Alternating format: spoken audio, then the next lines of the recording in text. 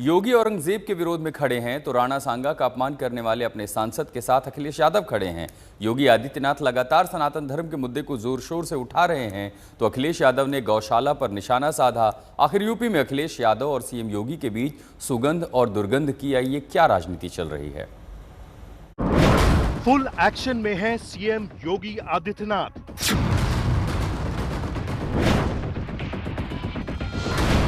हर दिन नए नए मुद्दों को उठा रहे हैं योगी।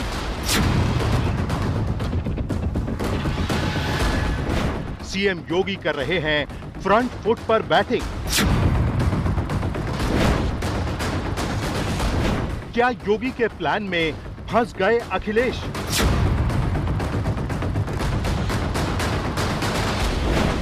चाहे औरंगजेब का मुद्दा हो, संभल में मिल रहे मंदिरों का मुद्दा हो, सनातन धर्म का मुद्दा हो, हिंदू मुसलमान विवाद का मुद्दा हो, बीते कुछ वक्त से सीएम योगी इन तमाम मुद्दों के सहारे नए नए एजेंडे सेट कर रहे हैं।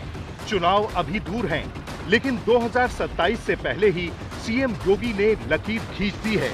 वही सियासी लकीर जिससे निपटने के लिए अखिलेश यादव भी सीएम योगी के खिलाफ अपना एजेंडा सेट कर रहे हैं। लेकिन सीएम योगी पर निशाना साधने के चक्कर में अखिलेश सुगंध और दुर्गंध वाले बयान पर घिर गए।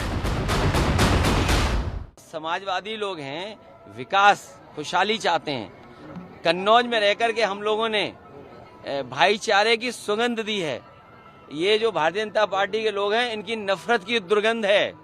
मैं तो कन्नौज के सुगंध वाले लोगों से कहूंगा, ये भारतीय जनता पार्टी की दुर्गंध को हटाएं। अभी तो थोड़ी हटाई है, अगली बार और हटा दो, जिससे कि कन्नौज का विकास रुका हुआ आगे बढ़ जाए।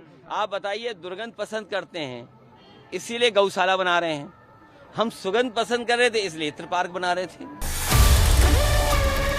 अखिलेश ने सीएम योगी और अपनी वर्किंग स्टाइल का फर्क समझाया।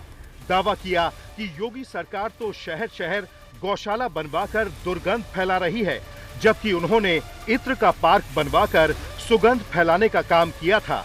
अखिलेश की इसी व्याख्या पर बवंडर खड़ा हो गया। आज मुख्यमंत्री जी ने उत्तर प्रदेश के हर जिले में गौशाला बना दिया है। ये तो साधुवाद की बात है। आपको बधाई देनी चाहिए थी मुख्यमंत्री जी को कि जो आपके समय में जो गाय गोवंश टहलता था उसको लोग काट देते थे, उसका मांस का व्यापार आम बात हो गई थी, वो योगी जी ने बंद कर दिया। तो गौशालों में आप दुर्गंध और सुगंध क्यों तलाश रहे हो? गौशाला में सनातन की आस्था को तलाशो। ये गौ माता है, इनको माता कहा जाता है और माँ पर टिप्पणी नहीं की जाती। तो बहुत आश्चर्य होता है कि अपने आप को गोवंशी कहने वाले लोग गोकशी के कभी संरक्षक बनते दिखाई पड़ेंगे, कभी गौशालाओं की जगह इत्रशाला बनाते दिखाई पड़ेंगे। तो इस तरह की जो सोच है, इस तरह की जो सियासत है, इस तरह की जो समझ है, वो कई तरह के सवाल खड़े। देखिए, मुझे क्या लग रहा है कि चाहे वो समाजवादी टीपू हो, चाहे सामंती सुल्तान, उनकी जो सियासी सनक है वो बिल्कुल जो है वो जमीन की हकीकत से कोसों दूर है। अखिलेश के सुगंध और दुर्गंध वाले बयान ने बीजेपी को बैठे बिठाए बड़ा मौका दे दिया। बीजेपी ने अखिलेश के बयान को सनातन धर्म के अपमान से जोड़ा। आरोप यही लगाया कि तुष्टीकरण के लिए अखिलेश सनातन धर्म पर सीधी चोट कर रहे हैं। बीजेपी का सवाल यही है कि आखिर गौशाला के बहाने गौमाता पर निशाना क्यों?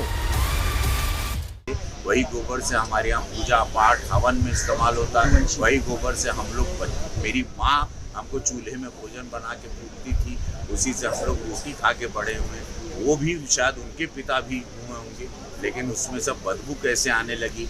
हमारे ये पवित्र चीज़ों में इस्तेमाल हुआ है गोबर, उसमें उनको बदबू दिखाई दी। ये बड़ी बहुत ही दुखद बात। एक तरफ अखिलेश यादव जी को गौ माता में दुर्गंध नजर आता है।